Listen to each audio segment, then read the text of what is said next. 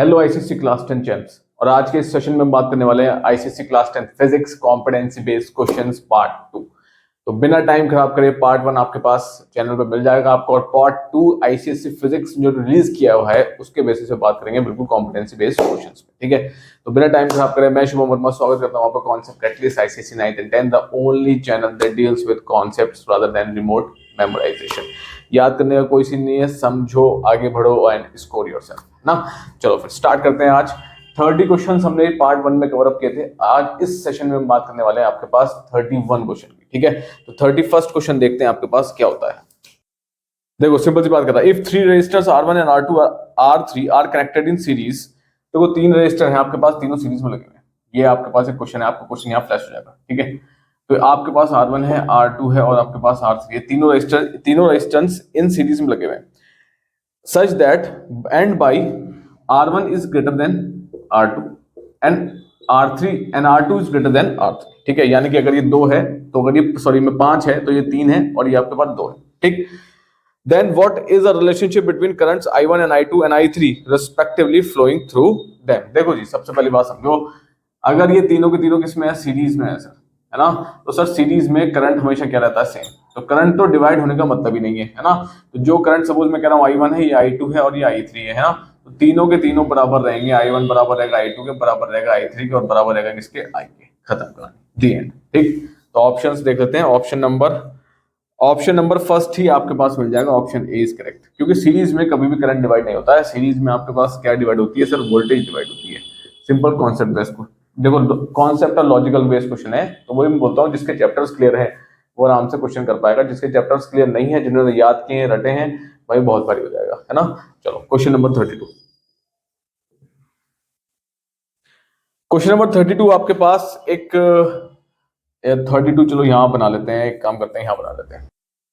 Question number 32, 3 diagrams आपके पास given है P, Q and R। ठीक है, क्या कह रहा है, what is the ratio of wavelength between P, Q and R। Wavelength का रेशियो चाहिए P, Q, R के बीच में। ठीक है, ऑप्शंस आपके पास गिवन है। सबसे पहले देखो हम रेशियो निकाल लेते हैं। देखो फटाफट जल्दी से, अगर मैं आपके पास एक सिंपल वेव बनाता हूँ, ये आपके पास एक सिंपल वेव हो गई, है ना। ये कितना हो गया, वेवलेंथ लैम्डा हो गया। ये कितना हो गया आपके पास, लैम्डा अपॉन 2 हो गया। हाँ ठीक, कोई दिक्कत है। अब यहाँ पर आ जाते हैं। सबसे पहली वाली में आपके पास एक तो ये गया आपके पास, अगर मैं इसको कुछ इस तरीके से डिवाइड कर देता हूँ। ठीक है, तो अगर ये वाला आपके पास, अगर मैं ये लेता हूँ, सिर्फ एक ही साइकिल लेते हैं हम, यानी ये वाली, ये अगर मैं ले रहा हूँ तो आपके पास यहाँ तक तो लैम्डा हुआ और ये आधी और चलेगी तो लैम्डा अपॉन 2 हो गया, है ना। और पूरा डिस्टेंस कितना है, L। तो इस कंडीशन में अगर मैं P की बात करते हैं, ठीक है, तो P में लैम्डा P कितना हो जाएगा आपके पास, या L ले लेते हैं। P वाले में L कितना हो गया आपके पास, P हो जाएगा आपके पास 3 lambda P upon 2, 3 lambda P upon 2। ठीक है, यानी कि यहाँ तक तो लैम्डा हो गया और आधी और आ गई है, तो ये क्या हो गया आपके पास, लैम्डा प्लस लैम्डा अपॉन 2, यानी कि आपके पास हो जाएगा 3 लैम्डा अपॉन 2। कोई दिक्कत, ठीक है। चलो जी Q वाले में बात करो। Q वाले में सिर्फ एक ही है, ये प्लस गया ये माइनस गया, खत्म कहानी। तो सर ये प्लस गया ये माइनस गया, खत्म। कितना आ गया सर, लैम्डा आ गया। तो यहाँ पे आपके पास L कितना हो जाएगा, 3 लैम्डा Q, सॉरी 3 लैम्डा नहीं, ओनली लैम्डा Q। कोई दिक्कत। लास्ट वाले में आ जाते हैं।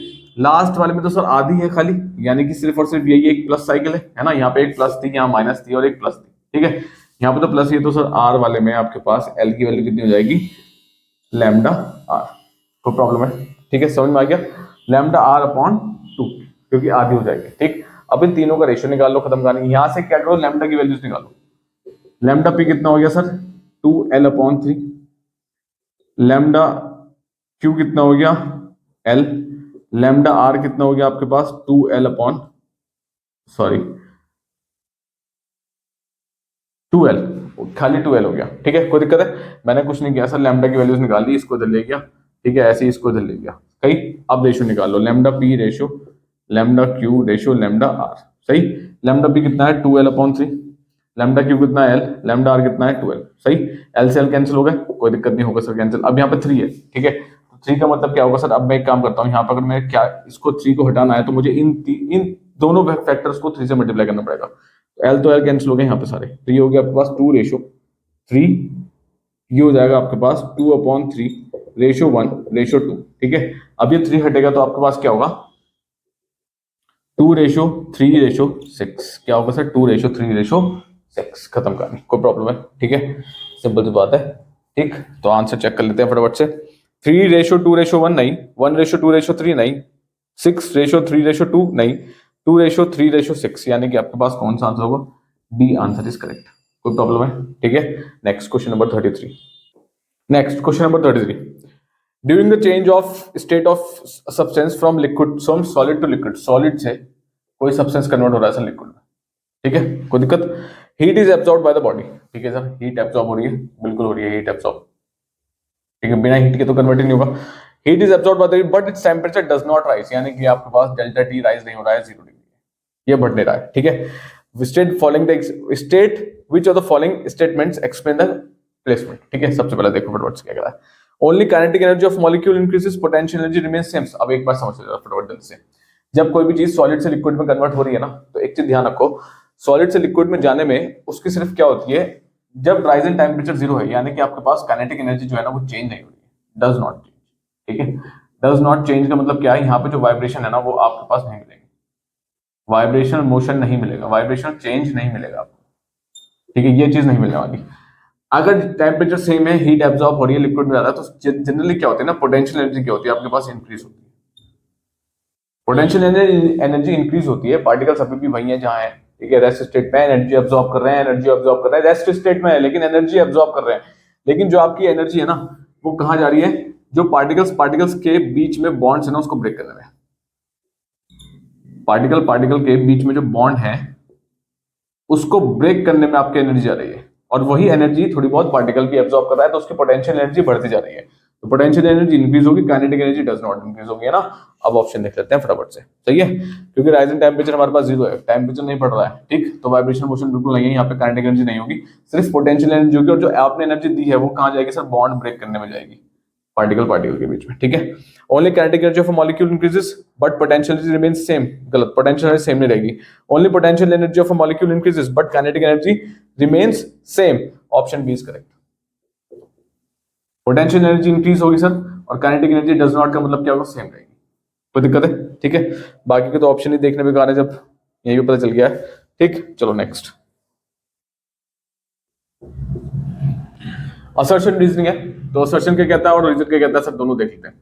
Assertion, when current is pass through a wire magnetic effect is generated around the wire, भाई बिल्कुल सही है, असर्शन तो ठीक कर रहा है, जब किसी भी करंट किसी भी वायर के क्रॉस करंट जाएगा तो उसके आसपास मैग्नेटिक फील्ड जनरेट हो जाती है ना, आई जा रहा है तो उसके आसपास मैग्नेटिक फील्ड, तो असर्शन तो अभी ठीक लग रहा है, बिल्कुल ठीक है, कोई दिक्कत? रीजन देखो, whenever there is a change in magnetic flux linked up with the coil the induced current is generated in the coil, वो कह रहा है जब फ्लक्स चेंज होगा यानी कि डेल फाई बी होगा, ठीक है, तब आपके पास क्या मिलेगा, इंड्यूस करंट मिलेगा, यानी कि इंड्यूस ईएमएफ मिलेगा, इंड्यूस्ड, अरे भाई, इंड्यूस्ड ईएमएफ मिलेगा, ठीक है, और वही आपके पास क्या मिलेगा वहां से, इंड्यूस करंट मिलेगा, ठीक। अच्छा, ये बात भी ठीक है, दोनों ही बातें ठीक हो रही है। जो पहला वाला है कि किसी भी वायर के अंदर से अगर किसी भी वायर के क्रॉस आपके पास किसी भी वायर के थ्रू करंट जाता है तो उसके आसपास मैग्नेटिक फील्ड जनरेट होती है, बिल्कुल सही बात है, लेकिन ये बात कही किसने सर, ये बात आपके पास ओरिस्टेड ने कही थी, ओरिस्टेड ने अपने एक्सपेरिमेंट कही थी कि किसी भी वायर के क्रॉस करंट जाएगा तो उसके आसपास मैग्नेटिक फील्ड जनरेट होगी, है ना। बात आती है रीजन पे, ओरिस्टेड ने ये इंड्यूस्ड वर्ड यहाँ पे यूज नहीं किया था, ओरिस्टेड ने इंड्यूस्ड ईएमएफ या फिर इंड्यूस्ड करंट का वर्ड यूज नहीं किया था अपने अपने एक्सपेरिमेंट में, ये वर्ड किसने यूज किए गए हैं, ये सिर्फ फैराडे ने किए गए हैं, ठीक है, ये वर्ड कहां से है, फैराडेज लॉ या फैराडेज एक्सपेरिमेंट से है, ठीक है, दोनों चीजें अलग है, वो ओर्स्टेड के हिसाब से, ये फैराडे के हिसाब से, तो देखो दोनों ही चीजें अपनी जगह सही है, लेकिन रीजन करेक्ट एक्सप्रेशन असर्शन का नहीं है, ये फैराडे का कहना है, वो ओर्स्टेड का कहना है ना, लेकिन है दोनों किसी के कहने ही, तो आपके पास ए एन आर करेक्ट, दोनों ही करेक्ट है, but R is not correct explanation of A, कोई दिक्कत है, आर आपके पास करेक्ट एक्सप्लेनेशन नहीं है ऑफ ए, कोई प्रॉब्लम है, दोनों ही सही है, लेकिन ये भी ठीक है, ये भी ठीक है, लेकिन ये इसका करेक्ट एक्सप्रेशन नहीं, कोई दिक्कत है, सही है। क्वेश्चन नंबर 35, ठीक है, चलो जी 35 भी देख लेते हैं। ओके, 35 में एक आपके पास टेबल गिवन है, ठीक है, उस टेबल के बेसिस पे आपको आइडेंटिफाई करना है क्या है, ठीक है, which of the following combination correctly shows particles charges of the particles, ठीक है, चार्जेस ऑफ पार्टिकल कौन सी टेबल करेक्टली शो करती है, देखो प्लस आपके पास एक प्रोटॉन के पास कितना चार्ज होता है, अच्छा ठीक है, प्रोटॉन के पास कितना होगा सर, अभी मैं बताता हूँ, प्रोटॉन के पास 1.6 × 10⁻⁹ इतना चार्ज होगा वो भी प्लस का, चलो ठीक है, जहां ये दिख जाएंगे वहां देख लेंगे, है ना। और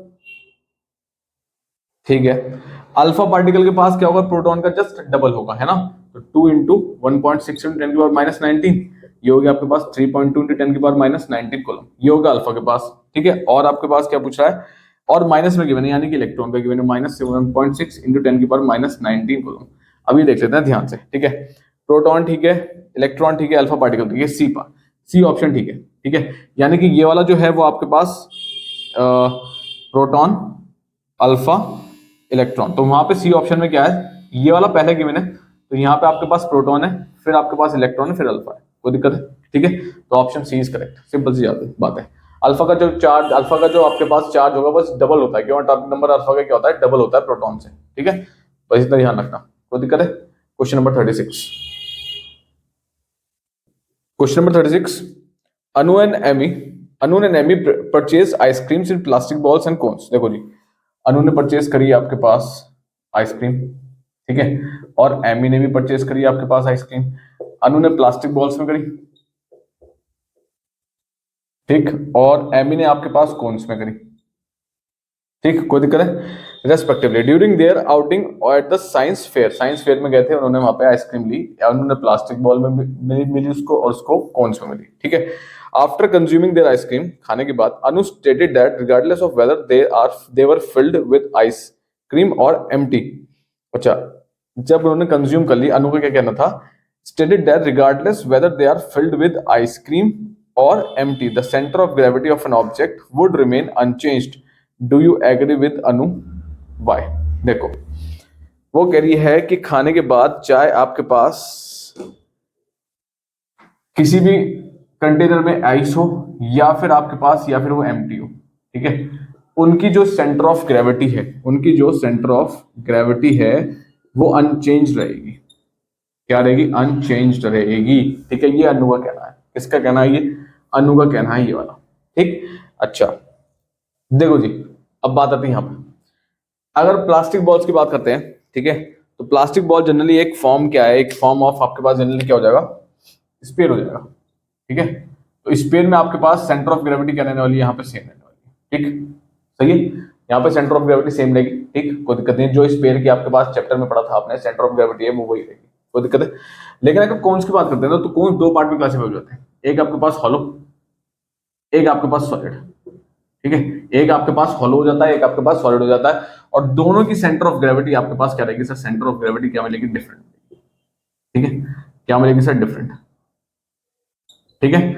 अब अनु ने बात करी कि या तो इस कंटेनर में आइस फिल्ड हो और या फिर एम्प्टी हो, दोनों की सेंटर ऑफ ग्रेविटी सेम रहेगी, बिल्कुल गलत, ये अनचेंज रहेगी, नो, आंसर होगा नो, ठीक है। ऐसा क्यों होगा, देखो सेंटर ऑफ ग्रेविटी डिपेंड करती है किस पे, मास पे, ठीक। यहाँ पे आइस है तो यहाँ पे मास है, यहाँ पे मास है, यहाँ एम्प्टी है तो मास आपके पास नहीं, ठीक, पर सेंटर ऑफ ग्रेविटी, ठीक है। तो सेंटर ऑफ ग्रेविटी डिपेंड करती है मास पे, ठीक है। तो जितना जहां मास होगा वहां पे सेंटर ऑफ ग्रेविटी अलग अलग होगी, ठीक है।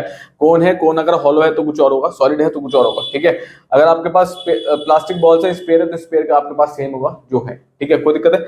तो अनु कहती है कि एक में अगर या तो आइस पड़ी हो, आइसक्रीम हो फील्ड, या फिर एम्प्टी हो, कोई फर्क नहीं पड़ता, उनकी सेंटर ऑफ ग्रेविटी सेम रहेगी, बिल्कुल गलत है। अगर आइसक्रीम होगी तो उसका मास यहाँ पे है, आइस का मास है तो सेंटर ऑफ ग्रेविटी कुछ और होगी, अगर एम्प्टी है तो सेंटर ऑफ ग्रेविटी कुछ और होगी, कोई दिक्कत है। इस फैक्टर से कौन में हॉलो है, सॉलिड है तो कुछ और होगा, यानी कि अब हॉलो वाला कनेक्ट हो गया एम्प्टी से और सॉलिड वाला कनेक्ट हो गया जिसके अंदर आइस है, तो दोनों की डिफरेंट है, यानी कि सेंटर ऑफ ग्रेविटी भी डिफरेंट रहेगी, दे विल बी चेंज, ठीक है, अनचेंज नहीं होगी, दे विल बी चेंज, तो आंसर होगा नो, ठीक है, सही,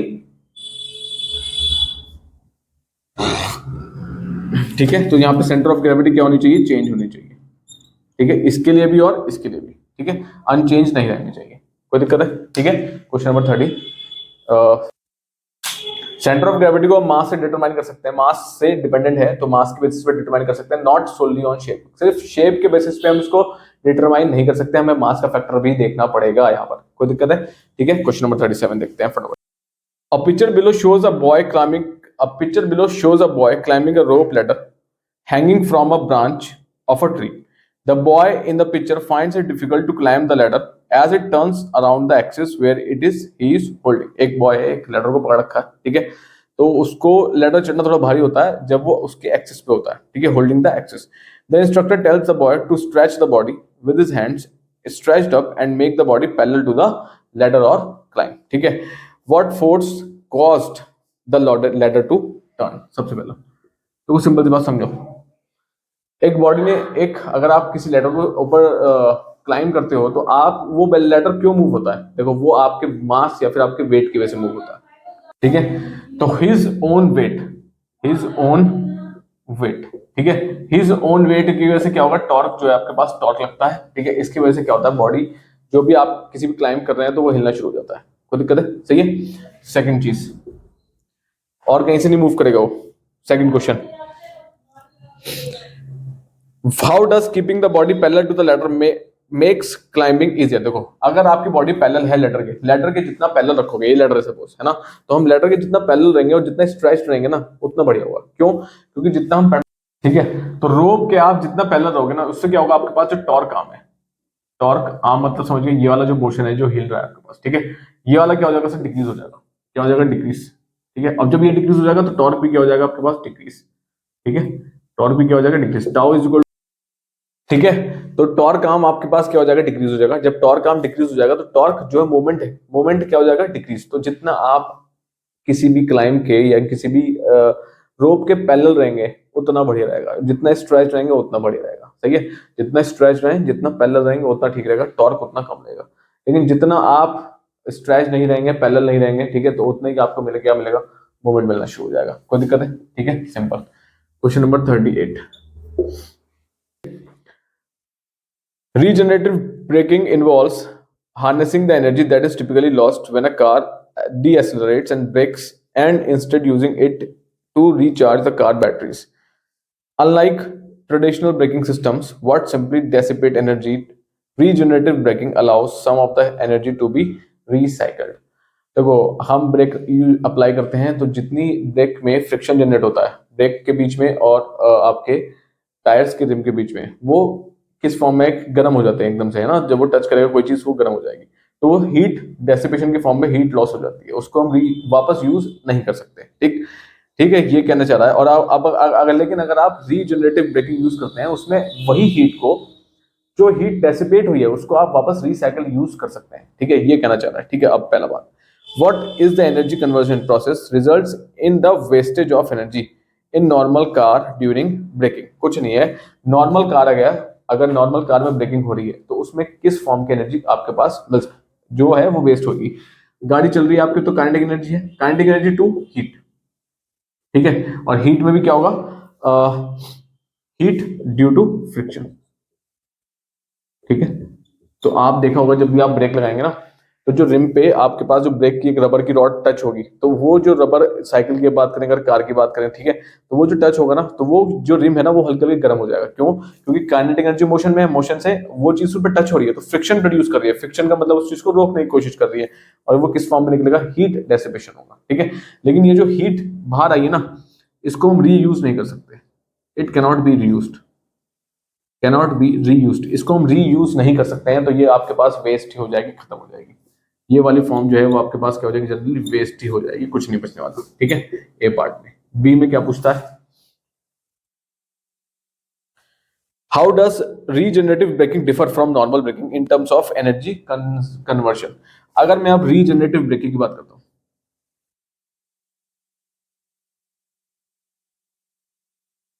ठीक है, ये तो हो गया आपके पास नॉर्मल ब्रेकिंग। ठीक, अब रीजनरेटिव में नॉर्मल से रीजनरेटिव में क्या फर्क है? रीजनरेटर में क्या होता है आपके पास, यहां पर काइनेटिक एनर्जी कन्वर्ट होती है आपके पास इलेक्ट्रिकल एनर्जी में। किसमें सर? इलेक्ट्रिकल एनर्जी में। ठीक है, तो आपका जो मोटर चल रहा है, सपोज आपका मोटर एक डायरेक्शन में चल रहा है, उसको रिवर्स कर दो तो इसमें क्या होगा, जो मोटर है ना, मोटर को आप अगर आपको ब्रेक अप्लाई करना है तो मोटर को क्या कर दो, रिवर्स डायरेक्शन में ऑपरेट कर दो, मोटर को रिवर्स डायरेक्शन में ऑपरेट कर दो। तो रिवर्स डायरेक्शन से भी जो एनर्जी प्रोड्यूस होगी वो अब कहां जाएगी, कहां जाएगी, बैटरी को चार्ज करने में। ठीक है, बैटरी को चार्ज करने में। ठीक है, तो यहाँ पे हीट का कॉन्सेप्ट बिल्कुल नहीं है, kinetic energy to electrical energy, और वही इलेक्ट्रिकल एनर्जी, यहाँ पे हीट लॉस होती है, यहाँ पे इलेक्ट्रिकल एनर्जी है, वही इलेक्ट्रिकल एनर्जी किसको चार्ज करेगी सर, बैटरी को चार्ज करेगी। किसको चार्ज करेगी? इस बैटरी को चार्ज करेगी। ये होता है आपके पास रीजनरेटिव ब्रेकिंग का, और ये नॉर्मल ब्रेकिंग है जो आज की कार्स में यूज हो रहा है। रीजनरेटिव ब्रेकिंग अभी थोड़ा सा आएगा अभी, ठीक है, ये एडवांस फीचर है, सही है। तो काइनेटिक एनर्जी कन्वर्ट होगी इलेक्ट्रिकल एनर्जी में। इलेक्ट्रिकल एनर्जी का इसका मतलब क्या है, मोटर क्या होता है ना, वो रिवर्स डायरेक्शन में ऑपरेट करता है, रिवर्स डायरेक्शन में भी ऑपरेट करेगा तो जो इलेक्ट्रिकल एनर्जी प्रोड्यूस होगी वो आपके पास कहाँ जाएगी, सिर्फ बैटरी को चार्ज करने में जाएगी।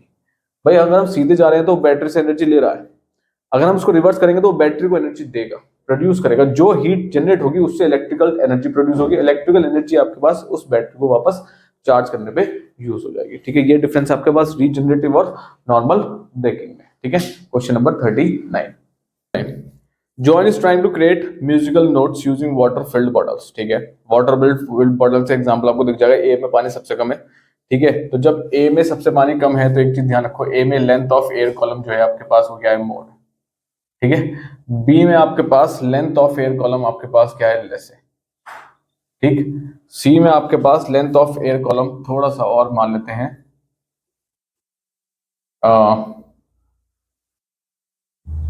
मोर देन बी है, मोर देन बी है, ठीक है।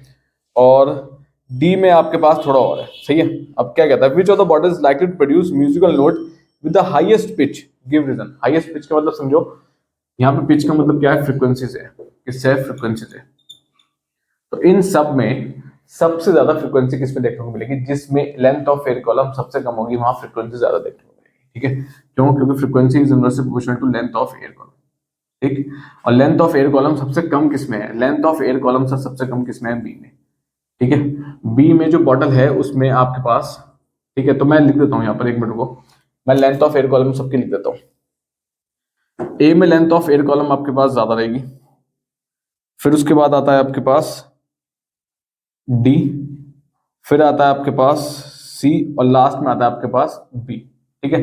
तो जिसमें इसमें लेंथ ऑफ एयर कॉलम सबसे ज्यादा, फिर कम और सबसे कम किसमें, बी में। तो इसका अपोजिट कर दो, तो फ्रीक्वेंसी ऑफ ए कम होगी, फ्रीक्वेंसी ऑफ डी और कम होगी, फ्रीक्वेंसी ऑफ सी और कम होगी, और सबसे ज्यादा फ्रीक्वेंसी किसमें मिलेगी आपको, बी। खत्म करना, कोई दिक्कत है, ठीक है। क्यों, क्योंकि इनवर्सली प्रोपोर्शनल है, एक बढ़ेगा तो ये कम हो जाएगा, ये आपके पास डिक्रीज होगा तो ये ज्यादा हो जाएगा, इनवर्सली प्रोपोर्शनल, कोई दिक्कत। तो ऑप्शन नंबर कौन सा होगा इसका, ठीक, बी इज करेक्ट, ठीक है। ऑप्शन तो चलो है ही नहीं, है ना, ठीक है। हाँ, मतलब बॉटल नंबर बी आपके पास करेक्ट हो जाएगा, ठीक है। तो बॉटल नंबर बी आपके पास करेक्ट हो जाएगा, ठीक है। क्यों, because it is inversely proportional to length of air column, ठीक। क्वेश्चन नंबर 40, देखो सिंपल कॉन्सेप्ट बेस्ड क्वेश्चन है, ज्यादा कुछ नहीं करना पड़ा, है ना, सारे कॉन्सेप्ट बेस ही। चलो question number 40, when Shyam the band leader struck both bass drum and kettle drum with equal force। देखो जी, श्याम है आपके पास, श्याम ने एक बेस ड्रम लिया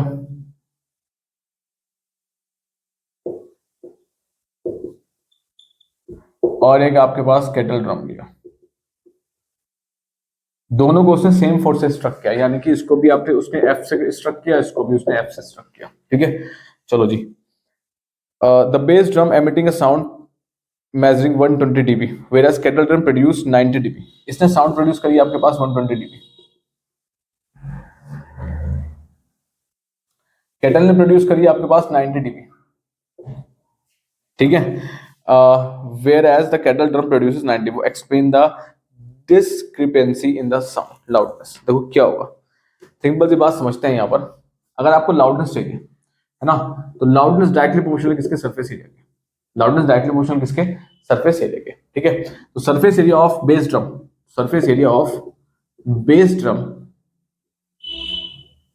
is more than surface area of kettle drum, ठीक है।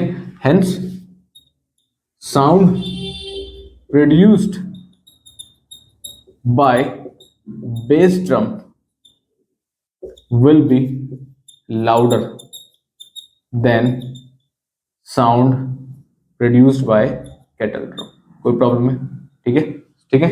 Since loudness is directly proportional to surface area, ठीक है, loudness is directly proportional to surface area, ये फैक्टर्स हैं जो हमने पढ़े थे, ध्यान होगा चैप्टर में अगर साउंड में, है ना। तो लाउडनेस डायरेक्टली प्रोपोर्शनल किसके, सरफेस एरिया के। तो जिसका सबसे ज्यादा सरफेस एरिया होगा उसका ही सबसे ज्यादा लाउडनेस होगी, लाउडनेस ज्यादा है, सरफेस एरिया भी ज्यादा है, ठीक है, कोई दिक्कत है। तो आपके पास बेस ड्रम का एक बेस ड्रम बड़ा होता है, कैटल ड्रम छोटा होता है ना।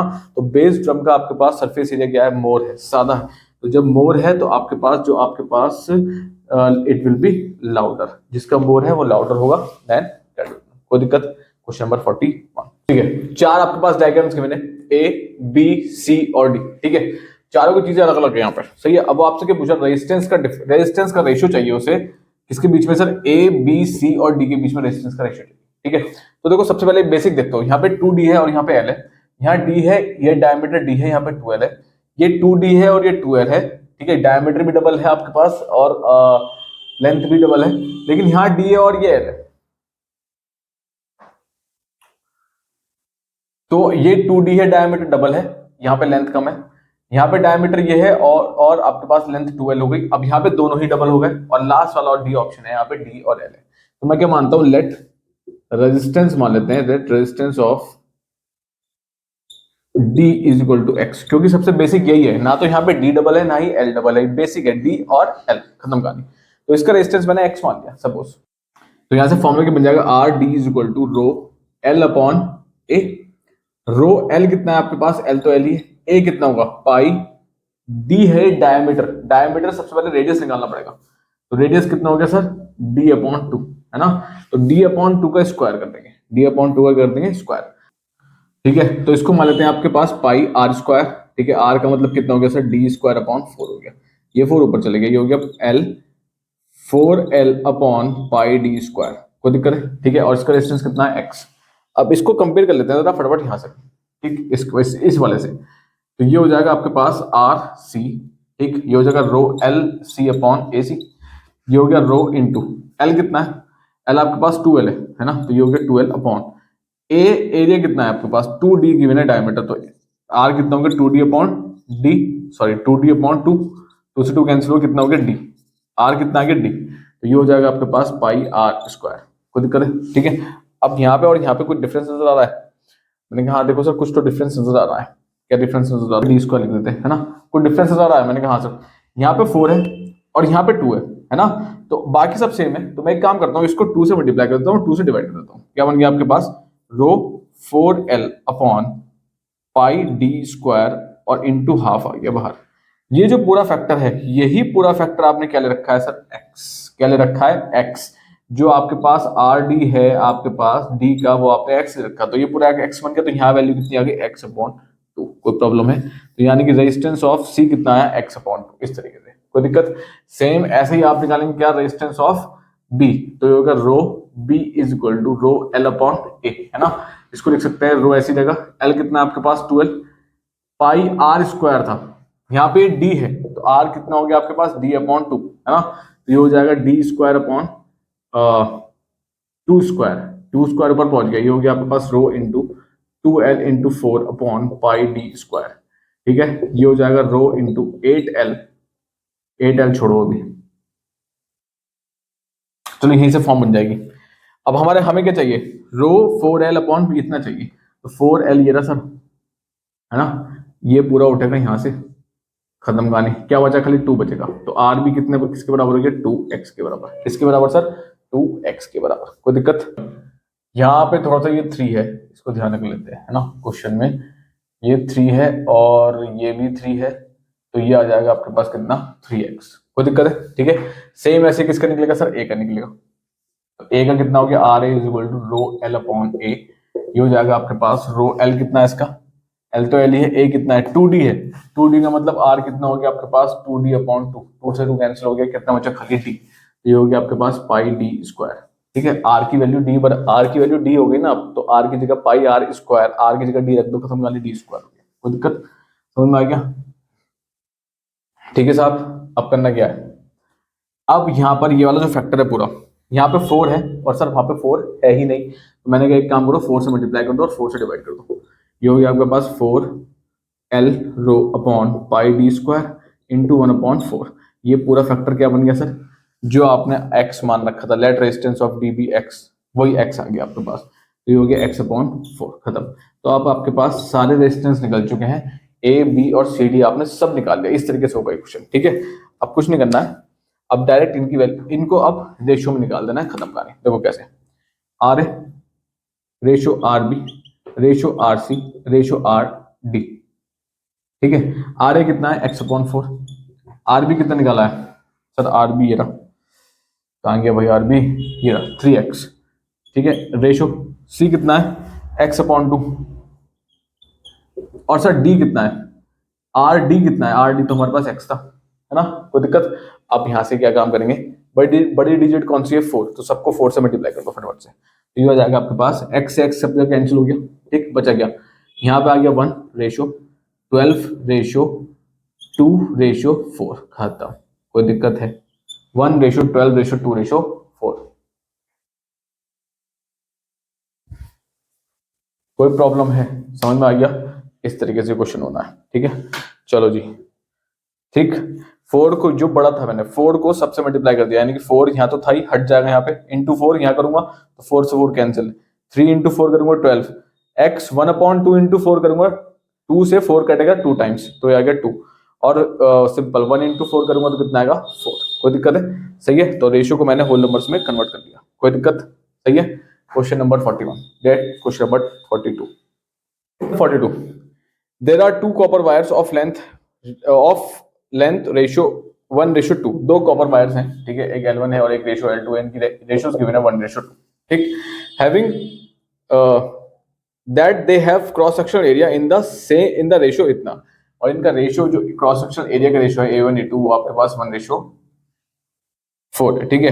What will be the ratio of their resistance and specific resistivity, देखो रेजिस्टेंस का रेशियो क्या होगा और स्पेसिफिक रेजिस्टेंस का रेशियो होगा, है ना। देखो जी, अगर हम रेजिस्टेंस का रेशियो निकालते हैं यहाँ से, ठीक है, तो दोनों को हम यहाँ से ले लेते हैं, सपोज R1/R2, ठीक, ये हो गया रो L1/A1 upon rho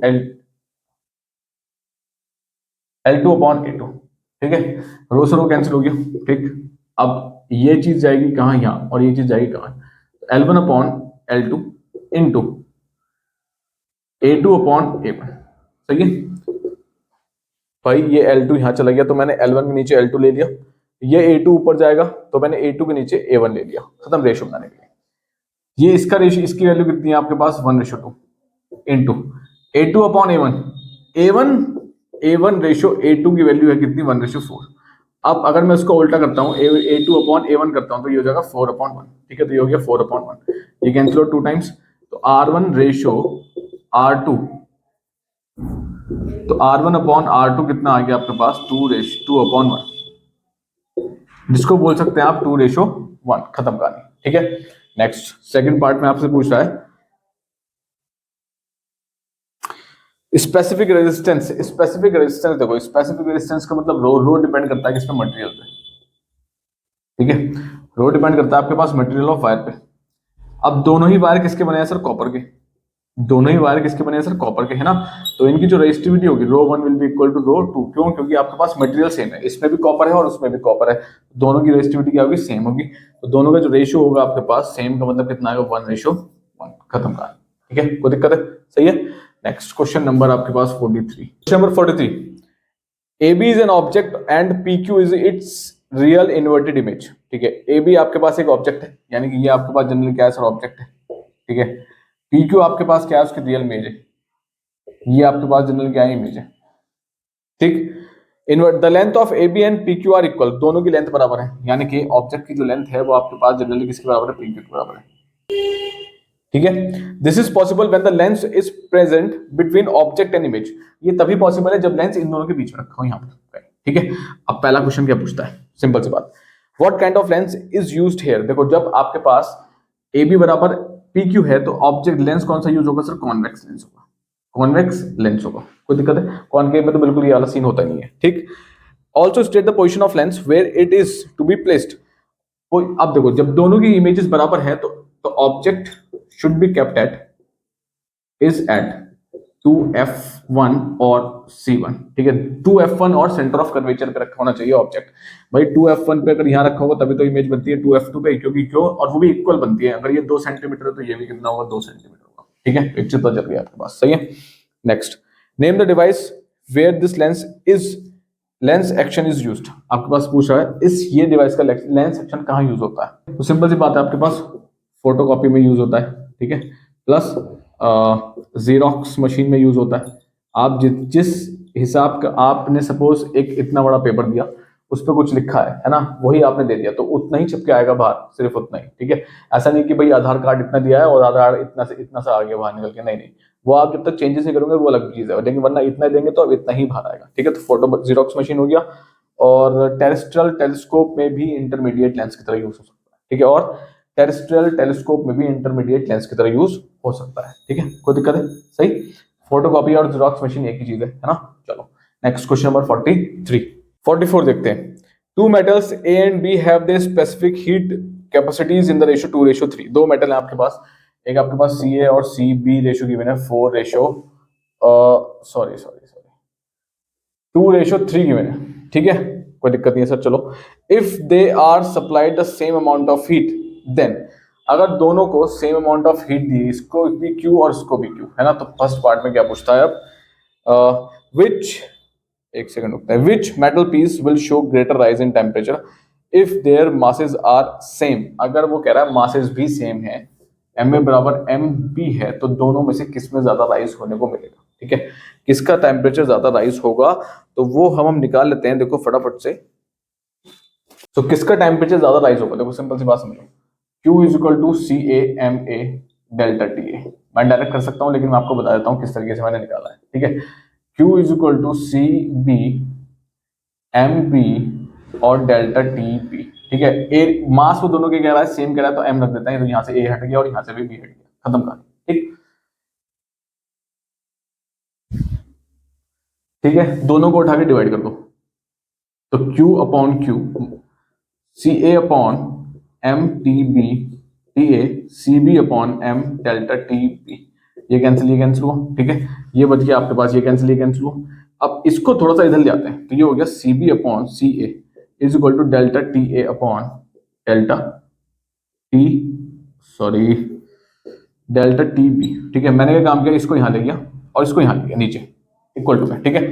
C A ratio C B given है 2:3, C A upon C B given है 2:3, तो sir C B upon C A कितना होगा, मैंने कहा 3/2, कितना होगा सर 3/2। तो इस पूरे की जगह पर क्या रख दो बेटा उठा के, 3/2 is equal to delta T A upon delta T B. अब एक चीज ध्यान रखो, यहाँ से क्या चीज ध्यान रखो, सर डेल्टा टी ए डायरेक्टली प्रोपोर्शनल है यहाँ पे 3 के, delta T be directly proportional किसके है, 2 के। तो सर किसका राइज इन टेम्परेचर ज्यादा होना चाहिए, तो delta T A will be greater than delta T P, खत्म कर, इस तरीके से निकलेगा ये, है ना।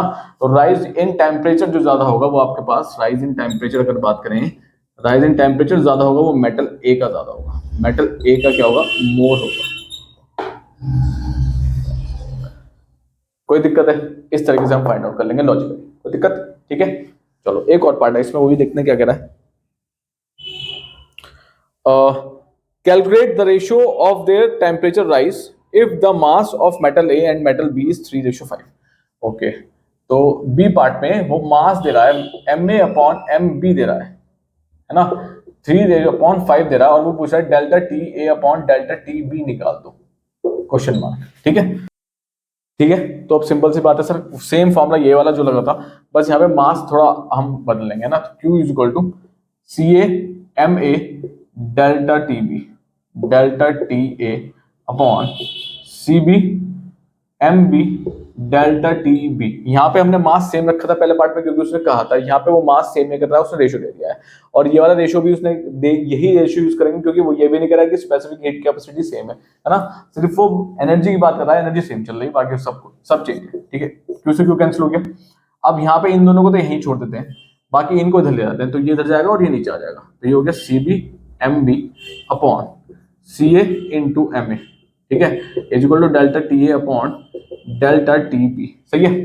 अब तो सर कुछ नहीं करना हो रहा है यहाँ पे, सिर्फ इनका रेशियोज रखो। देखो जी, M A upon F B है 3:5, तो M B upon M A कितना हो जाएगा 5/3, कितना हो जाएगा 5/3। तो इस पूरे की जगह पर क्या आ जाएगा sir 5/3 upon into C B upon C हमने निकाल रखा है 3/2, 3 से 3 कैंसिल हो गया, तो ये हो गया delta T A upon delta T B.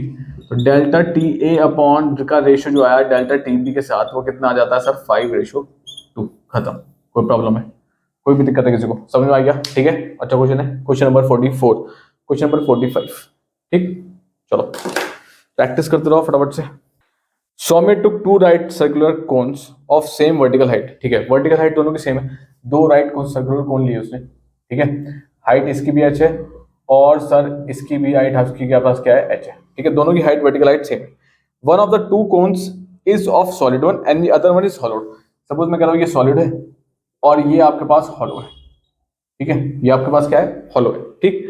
अच्छा, by measuring the cross sectional area of cones and from knowledging the symmetry by using suitable formulas, she found the position of center of gravity in both the cones. उसने दोनों cones में center of gravity निकाली, center of gravity यहाँ पे भी निकाली, उसने center of gravity यहाँ पे निकाली फॉर्मूला यूज करके, ठीक है.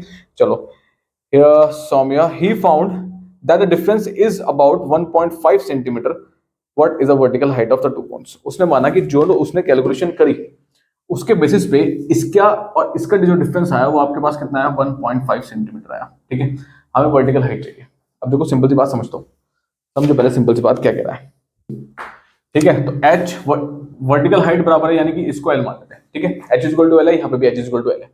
अब देखो सॉलिड कोन में, अगर मैं सॉलिड कोन की बात करते हैं तो सॉलिड कोन में जो आपके पास सेंटर ऑफ ग्रेविटी निकलती है वो h/4 पे निकलेगी, ठीक है, h/4 पे होगी सेंटर ऑफ ग्रेविटी. हॉलो पे, अगर मैं हॉलो की बात करता हूं तो हॉलो पे जो सेंटर ऑफ ग्रेविटी होगी वो आपके पास h/3 पे होगी, ठीक है. ये चीजें ध्यान रखने वाली, ये ठीक है, तो ये चीजें आपको ध्यान रखने वाली है ना, सही है. अब कुछ नहीं करना, ठीक है, कोई दिक्कत है. अब वो कह रहा है जो दोनों का डिफरेंस उसने निकाला सौम्य ने, वो आपके पास 1.5 आया. तो सर डिनोमिनेटर किसका छोटा है, किसमें से क्या माइनस करेंगे.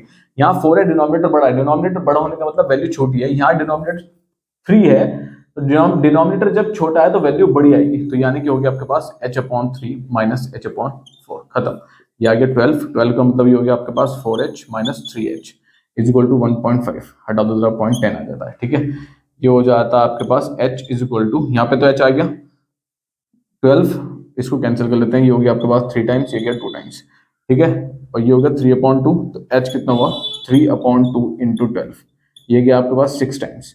तो h कितना हो गया आपके पास 18 मीटर है, सेंटीमीटर है, सेंटीमीटर, 18 सेंटीमीटर हाइट होगी. कोई दिक्कत है, समझ में आ गया, कोई भी परेशानी है, सिंपल सा क्वेश्चन, एकदम स्ट्रेट फॉरवर्ड है, ठीक है, एकदम स्ट्रेट फॉरवर्ड है. बस आपको क्या पता होना चाहिए सर, सेंटर ऑफ ग्रेविटी पता होना चाहिए, सॉलिड के लिए क्या है, कहाँ होगी, और सेंटर ऑफ ग्रेविटी यहाँ पता होना चाहिए, हॉलो के लिए क्या होगी, खत्म कहानी, कोई दिक्कत, ठीक है.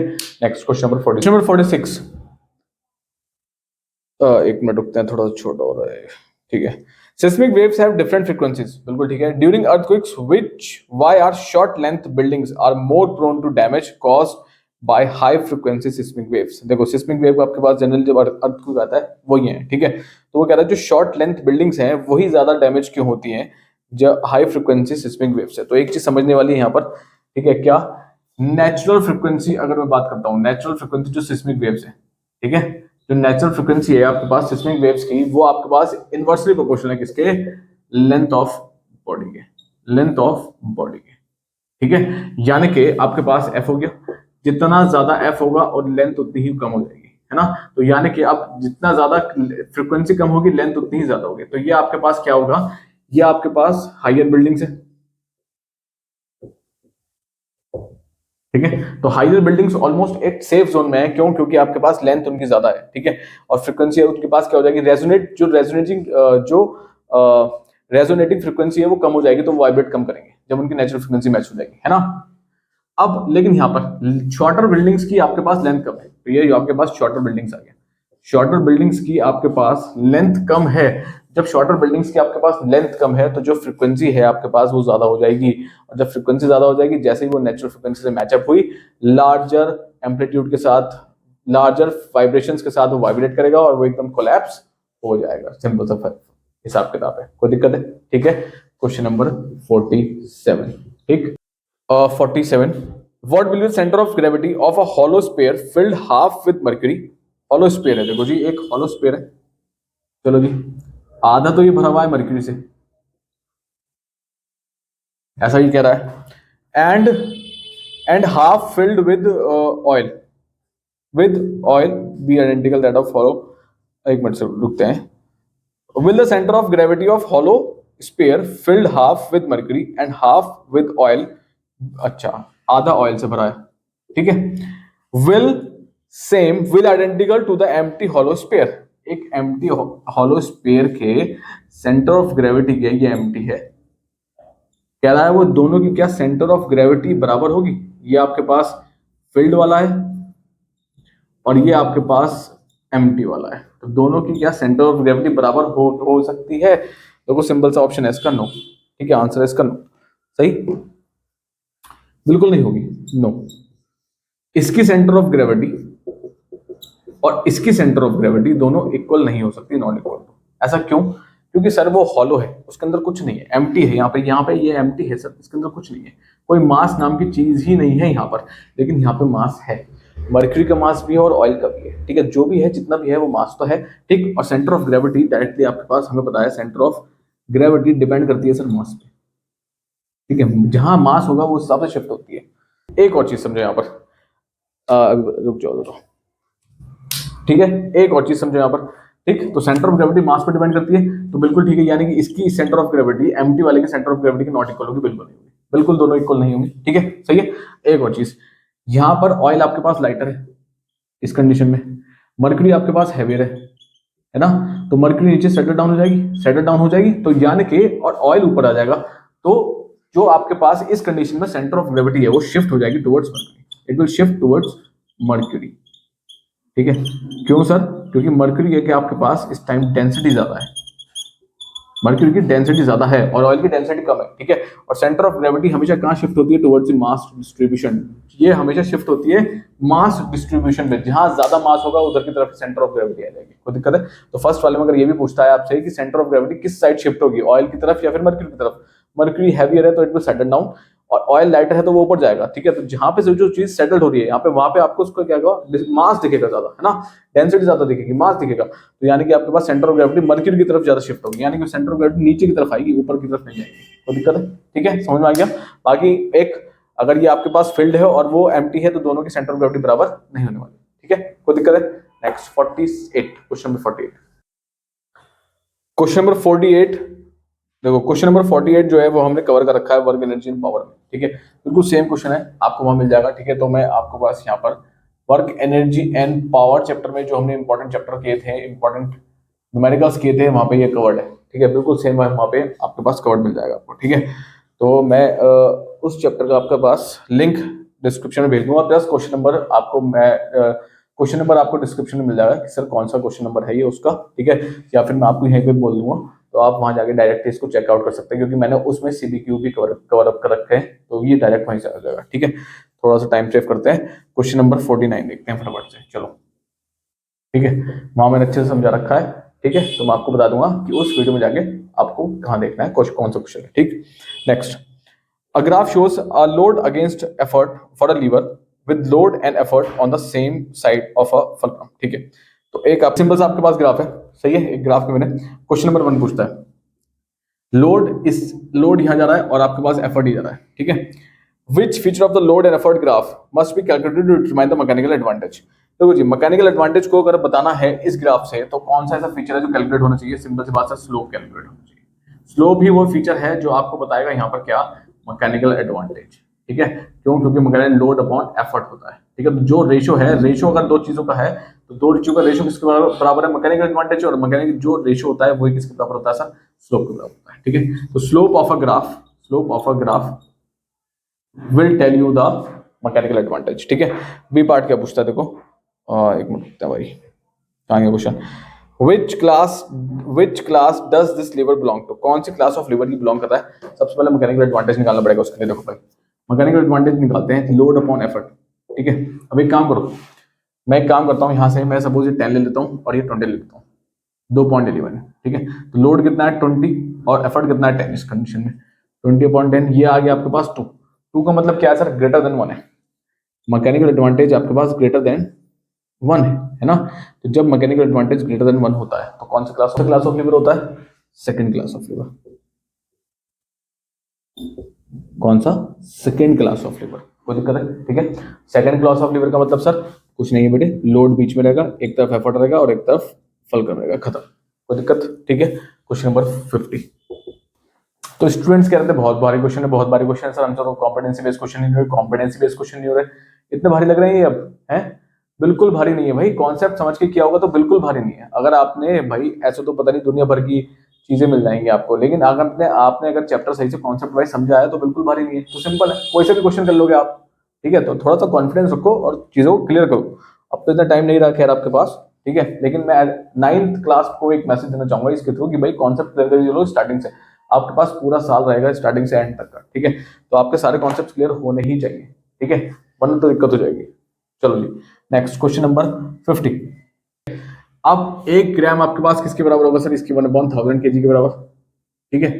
अब 1 डिग्री फ़ारेनहाइट किसके बराबर होगा सर? 5/9 degree Celsius. किसके बराबर? 5/9 डिग्री सेल्सियस, ठीक है। अब इनकी वैल्यूज होते हैं यहाँ पर फटाफट से।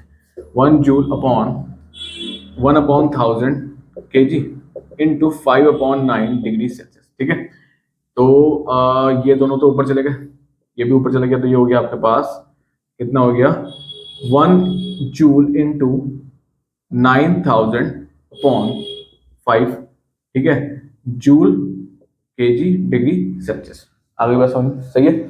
इसको अगर हम डिवाइड करते हैं तो आ जाएगा जनरली, ये आ जाएगा 1.8 इंटू 1000 जूल पर केजी पर डिग्री सेल्सियस। खत्म कहानी। और डिग्री सेल्सियस को भी केल्विन में कन्वर्ट कर लेंगे तो 1.8 इंटू 1000 जूल पर केजी केल्विन। दी एंड। कोई प्रॉब्लम है? ठीक है, ये हो गया ऐसा यूनिट में, सही है, कोई दिक्कत है? Question number 2। इसमें क्वेश्चन नंबर 2 पूछता है, ये ध्यान रखना कि 1 डिग्री फ़ारेनहाइट को कन्वर्ट करेंगे डिग्री सेल्सियस तो 5/9 होगा, ठीक है, ये चीज ध्यान रखना, सही। चलो जी, next. Why does 1 gram of water at 0 degree Celsius have 336 joule more heat than 1 gram of ice at 0 degree Celsius?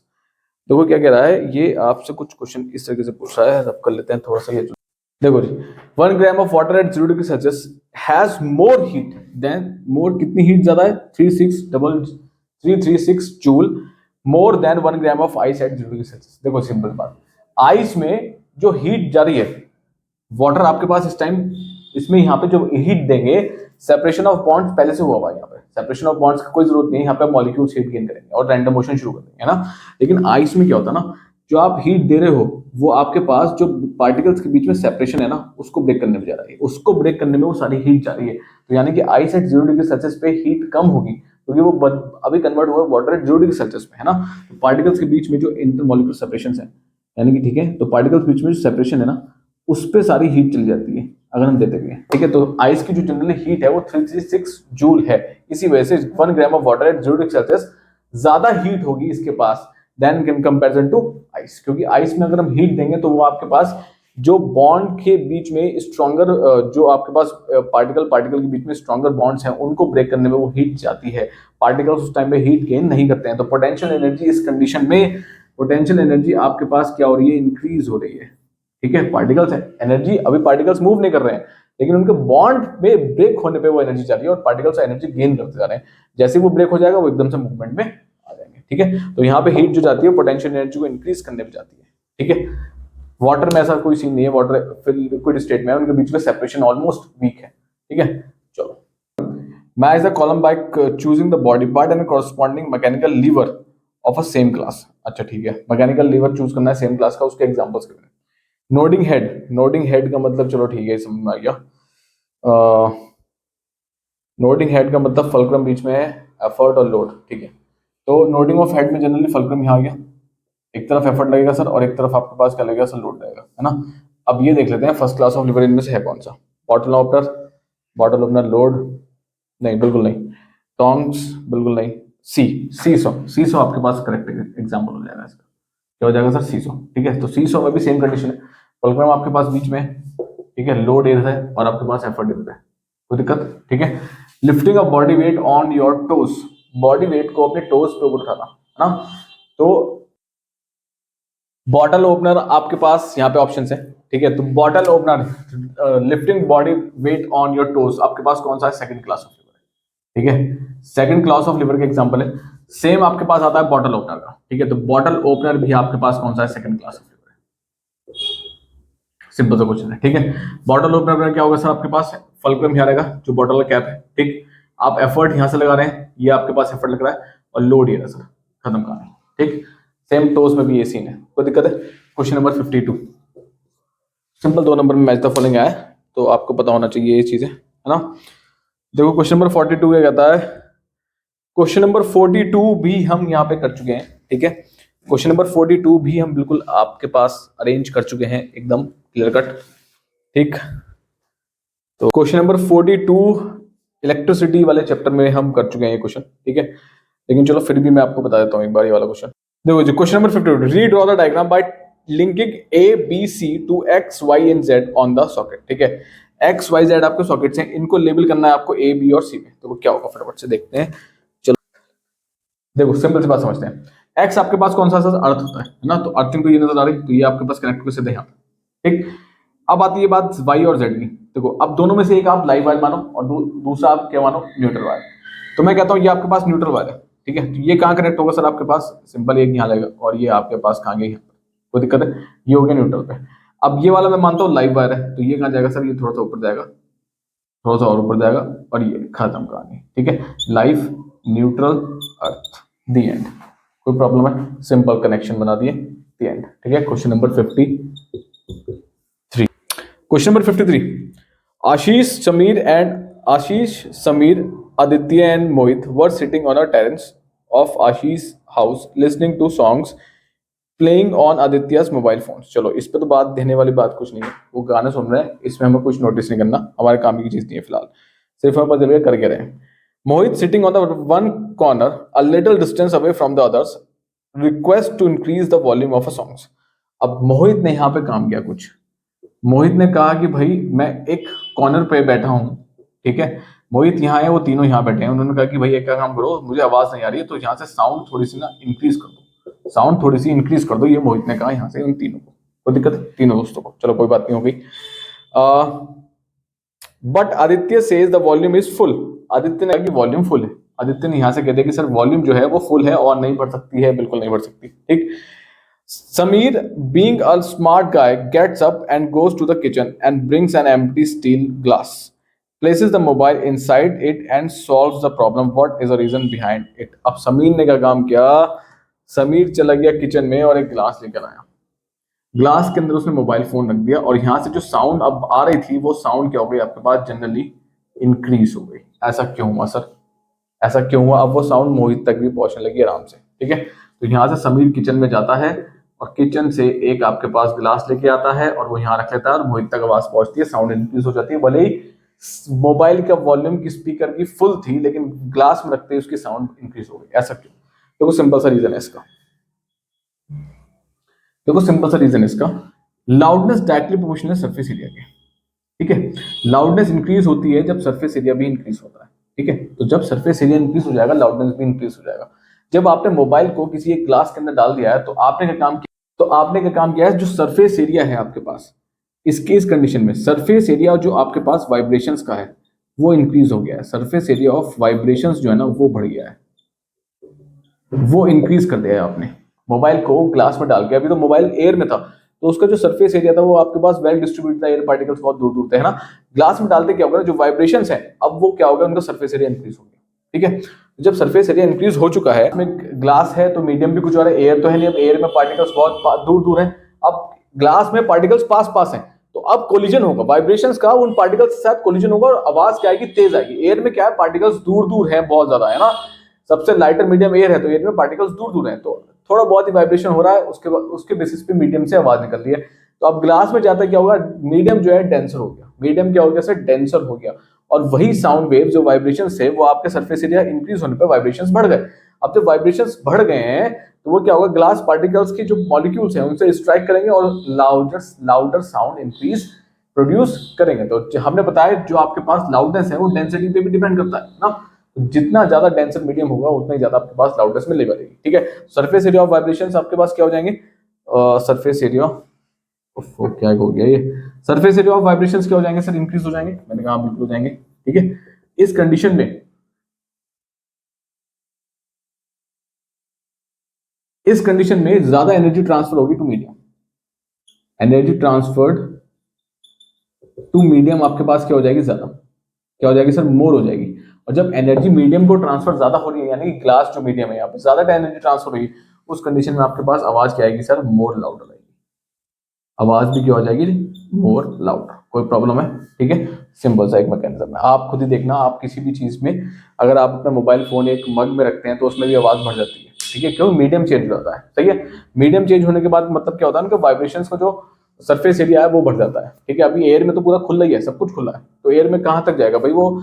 अगर जाएगा भी तो एयर पार्टिकल्स उसको रेजिस्ट करेंगे, वो फ्रिक्शन, एयर फ्रिक्शन की वजह से खत्म हो जाएगा।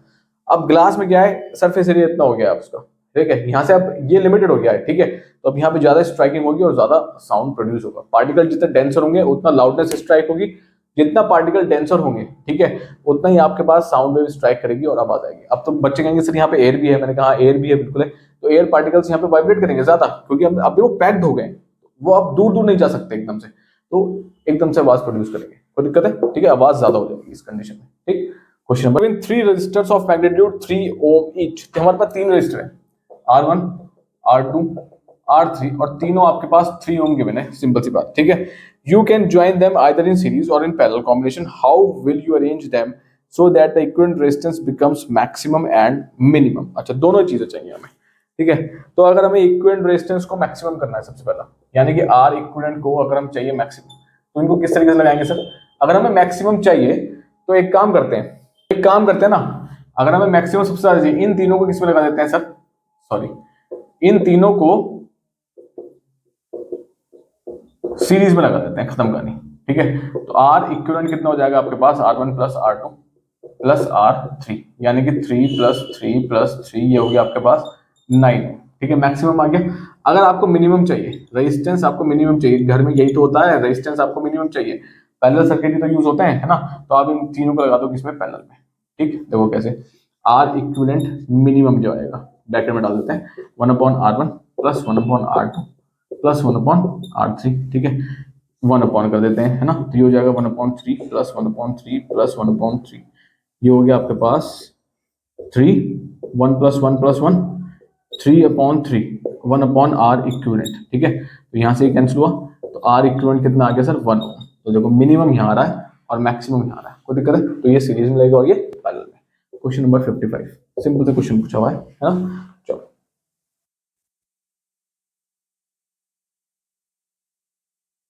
Question number 55, in a gold atom atomic number is 79। तो कुछ ये गोल्ड एटम कह रहा है, एयू कह रहा है, सपोज उसका एटॉमिक नंबर 79 कह रहा है, ठीक है। An electron revolves around the nucleus in a circular orbit, there is a strong electrostatic force between the positively charge nucleus and the negatively charge electron. बिल्कुल ठीक है, कोई दिक्कत नहीं है। यानी कि ये ए हो गया, न्यूक्लियस है, इसके आसपास एक इलेक्ट्रॉन रिवॉल्व कर रहे हैं, है ना। तो इनके बीच में क्या है? इलेक्ट्रोस्टैटिक फोर्स है, फोर्स ऑफ अट्रैक्शन है, बिल्कुल ठीक है, बिल्कुल है, सही है, कोई दिक्कत नहीं है।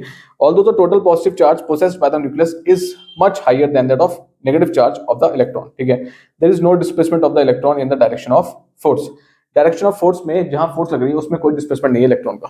Name the force responsible for the movement of electron around the nucleus in its own orbit. ऐसी कौन सी फोर्स है जिसकी वजह से ये इलेक्ट्रॉन घूमता रहता है न्यूक्लियस के अबाउट, ठीक है। ऐसी कौन सी फोर्स है जिसकी जिसकी वजह से ये एटम न्यूक्लियस के अबाउट रोटेट करता है? तो सर एक ही फोर्स लगती है जो अंदर की तरफ लगती है ना, जो इसको पकड़ के रख रही है, वो कौन सी है sir? Centripetal force. Centripetal force, खत्म कहानी, कोई दिक्कत है? यही फोर्स है जो इलेक्ट्रॉन को अंदर की तरफ खींच के रखती है, वरना क्या होगा? इलेक्ट्रॉन तो बाहर भाग जाएगा भाई, निकल जाएगा बाहर, सही है। चलो जी नेक्स्ट,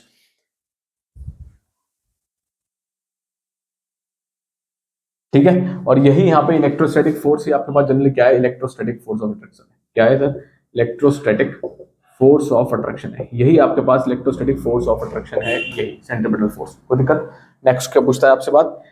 देखो इतना बड़ा उसने दिया, उसके बाद क्वेश्चन क्या पूछा उसने? तो क्वेश्चन से आपने बस आपको सिर्फ ये देखना है कि वो दे रहा है ना, उसमें से हमारे काम की चीज क्या है। हमें अपने काम की चीज देखनी है। जैसे हमारे काम की चीज ये थी, हमने इलेक्ट्रॉन बनाया, ये बनाया, तो हम डायरेक्ट पकड़ लिया, ऐसे काम है ना। बाकी हमें और कुछ नहीं देखना है यहाँ पे। बाकी हम ज्यादा ज्यादा अब अगर आप एक एक लाइन को देखोगे यार ये पागल हो जाओगे, तो कर ही नहीं पाओगे क्वेश्चन। तो इसलिए हमें सिर्फ अपने काम की चीज देखनी है, हमें सिर्फ अपना काम उठाना है। ये और इन जोड़ के हम क्या आंसर बना सकते हैं वो देखना है उसका, है ना। तो इतना बड़ा सेंटेंस वो आपको कंफ्यूज करने के लिए दे रहा है ताकि आप थोड़ा सा इधर उधर भटको। In the absence of such force would what would you happen to move the electrons. अगर आपके पास सेंट्रीपिटल फोर्स ही नहीं होगी, यानी कि आपके पास सेंट्रीपिटल फोर्स ही नहीं है, ठीक है, ये आपके पास क्या है? एब्सेंट है ही नहीं यहाँ पे, ठीक है। जब ये सेंट्रीपिटल फोर्स ही नहीं है सर, जब टेंजेंट सब सेंट्रीपिटल फोर्स ही खत्म हो गई, तो एक बात समझना, तो ये आपके पास न्यूक्लियस है, ये इलेक्ट्रॉन है, तो सर अंदर वाली फोर्स ही गायब हो गई है, तो इलेक्ट्रॉन तो यहाँ से बस सीधी लाइन में बाहर आ जाएंगे, खत्म कहानी। अगर ये इलेक्ट्रॉन यहाँ है, खत्म, टेंजेंट के थ्रू बाहर आ जाएंगे स्ट्रेट लाइन में, ठीक है। तो electron will move along the straight line, ठीक है, tangent of an circular path, ठीक है। बाहर निकलने शुरू हो जाएंगे मिनट से पहले, जो चीज घूम रहे हैं अगर वही फोर्स खत्म हो गई तो बाहर आने शुरू हो जाएंगे। सपोज यहाँ से आएगा एक, ये यहाँ से बाहर निकल जाएगा स्ट्रेट लाइन में सीधा टेंजेंट बना के, है ना, ये यहाँ से बाहर आ जाएगा, सब बाहर आने शुरू हो जाएंगे, कोई दिक्कत है, ठीक है, सही है, क्योंकि अंदर वाली फोर्स विद होल्ड फोर्स है ही नहीं, तो ये बाहर चल जाएंगे। कीरिंग को घुमाओ, कीरिंग को घुमाओ, की तो जो कीरिंग का बाहर वाला पोर्शन में इलेक्ट्रॉन है, जैसे ही आप क्या काम करते हो अंदर से सेंट्रीफ्यूगल फोर्स कम कर देते हो, यानी कि एकदम घुमाने रखते हो, तो क्या होगा, जो फोर्स कीरिंग आपके फिंगर पे एक्सर्ट कर रहा है, यानी कि सेंट्रीपिटल फोर्स वो कम हो गई और सेंट्रीफ्यूगल ज्यादा हो गई, तो वो एकदम से क्यों जाता है निकल के बाहर, है ना। इस तरीके से स्ट्रेट लाइन में जाएगा, कहीं को एकदम एक कोने में जाके स्ट्राइक करेगा, है ना।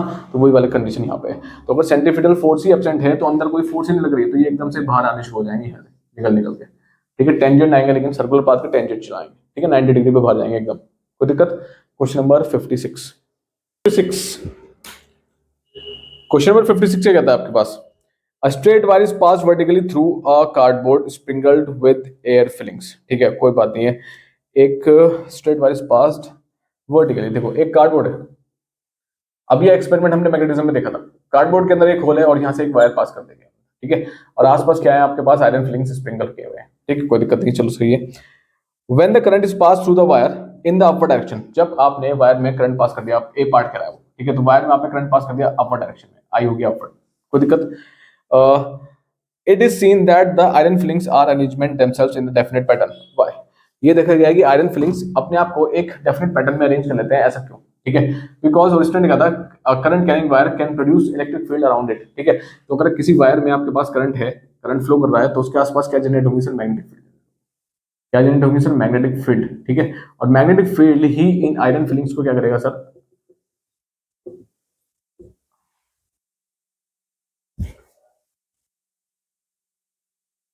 ठीक है, और ये मैग्नेटिक फील्ड ही इन आयरन फिलिंग्स को क्या करेगा, अलाइन करेगा एक पर्टिकुलर पैटर्न में, एक लाइन करेगा पर्टिकुलर पैटर्न में, चाहे वो एंटी क्लॉकवाइज हो, ठीक है, फील्ड्स, और चाहे वो आपके पास क्या हो, क्लॉकवाइज हो, ठीक, क्यों, क्योंकि आयरन फिलिंग्स क्या होगी सर, मैग्नेटिक फील्ड से क्या हो जाएंगी, अट्रैक्ट हो जाएंगी,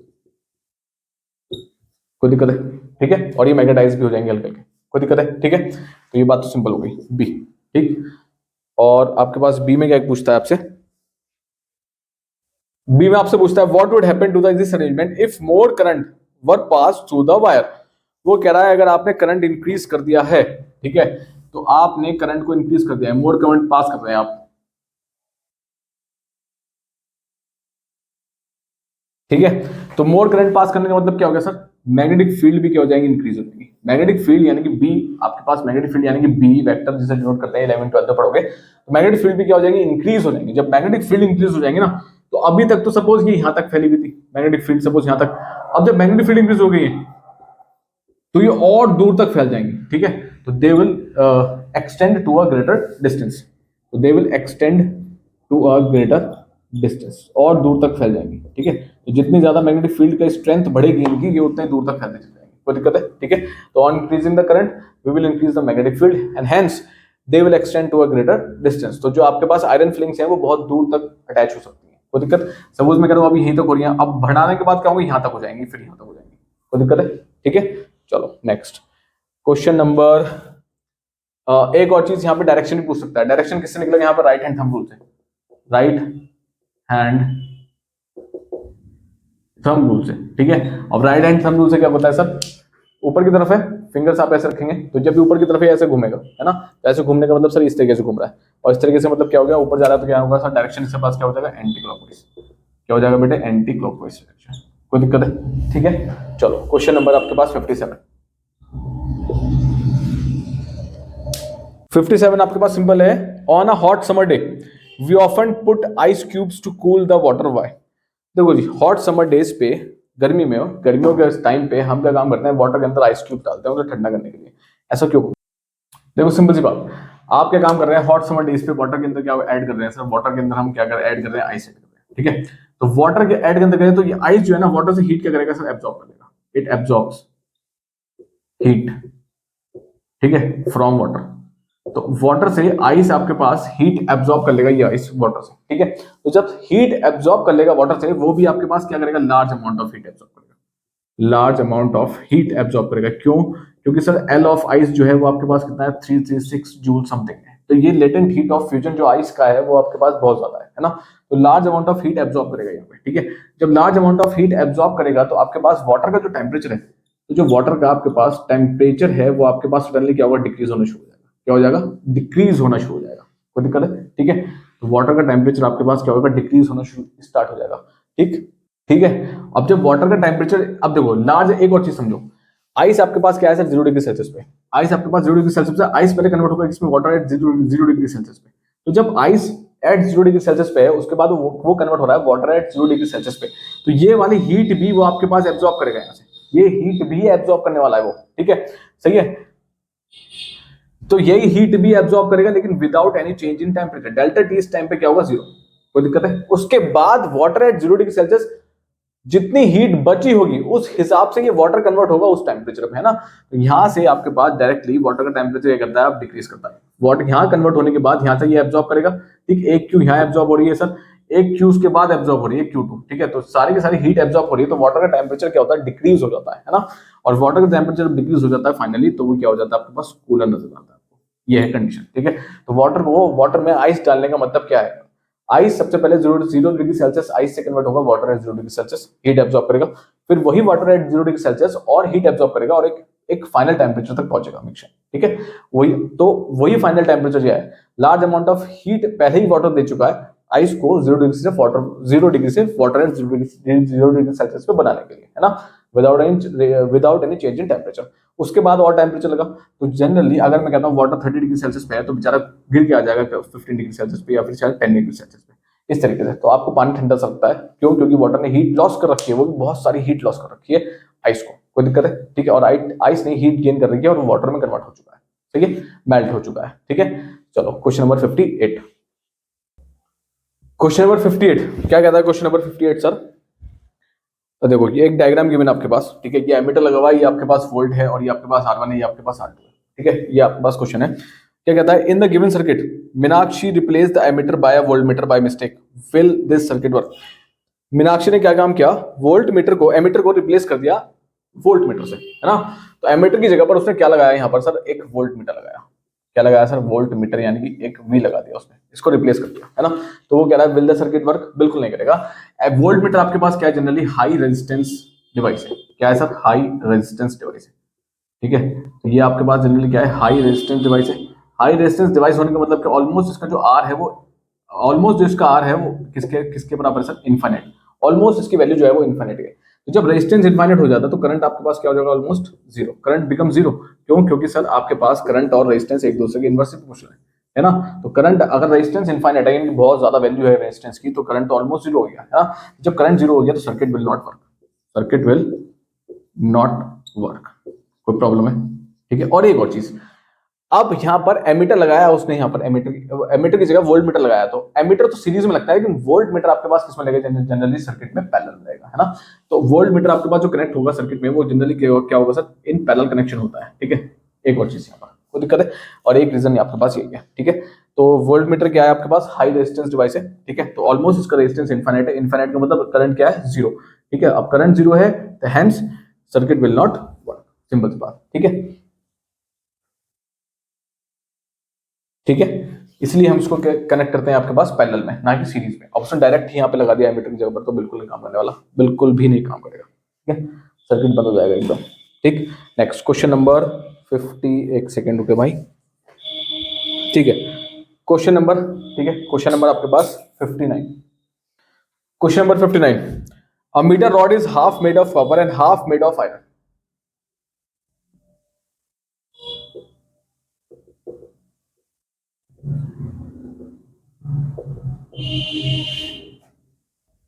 ठीक है।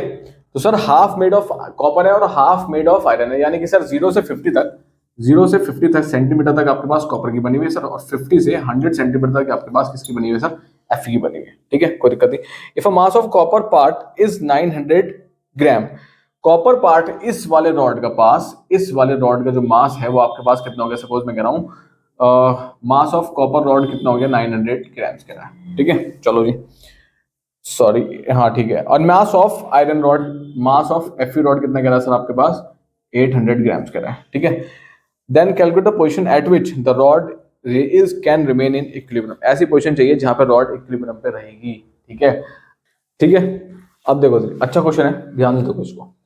अब क्या करते हैं ना, अगर इस पूरे रॉड की आपके पास कितना है सर, मास कितना है 900, तो ना मास कहाँ लगेगा पूरे रॉड का आपके पास मिड पॉइंट पे लेगा, तो यानी कि 50 का, और इसका मिड पॉइंट कितना होगा 25, कितना होगा सर 25। ठीक है, यहाँ इस 25 पे आपका एक वेट लग रहा है कितना 900 ग्राम्स लग रहा है, खत्म। ये है आपके पास इसका कॉपर का जो रॉड का मास है वो उसके मिड पॉइंट पे लग गया। ठीक है, चलो जी कोई बात नहीं।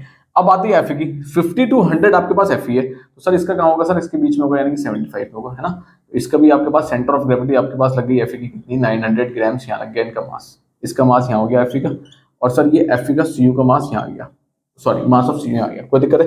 अब सर अब कैसे करेंगे क्वेश्चन को, कहाँ बैलेंस होगी? अब कुछ नहीं करना, दोनों के सेंटर ऑफ ग्रेविटी के बीच में खेलना है।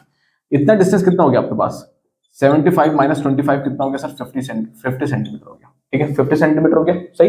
ठीक है, अब देखो जब सेंटर ऑफ ग्रेविटी है यानी कि इसकी सेंटर ऑफ ग्रेविटी यहाँ बैलेंस कर रही है, इसकी सेंटर ऑफ ग्रेविटी यहाँ बैलेंस कर रही है ना, तो यहाँ से ना तो ये नीचे, अभी ये नीचे जा सकता है और ये भी नीचे जा सकता है, तो हमें बैलेंस करना है इन दोनों को बस। ठीक है, दोनों की सेंटर ऑफ ग्रेविटी को बैलेंस करना है, खत्म कहानी, वो अपने आप बैलेंस हो जाएगा। ठीक है, या तो इसको थोड़ा शिफ्ट करना पड़ेगा इसके सेंटर ऑफ ग्रेविटी को, या फिर इसको थोड़ा शिफ्ट करना पड़ेगा, दोनों में से एक ही शिफ्ट होगी बस, क्योंकि यहाँ पे एक्सटर्नल मास कहीं नहीं बैठा हुआ है, सेंटर ऑफ ग्रेविटी ही ये दो पॉइंट्स ही एक दूसरे को बैलेंस करेंगे। अब यहाँ पर ये 25 वाला और 75 वाला है ना, हमने भी सेंटर ले लिया, तो मैं क्या काम करता हूँ, मैं इसका डिस्टेंस मान लेता हूँ सपोज x, मैं इसका आपके पास इसके पिवोटेड पॉइंट से डिस्टेंस मानता हूँ x।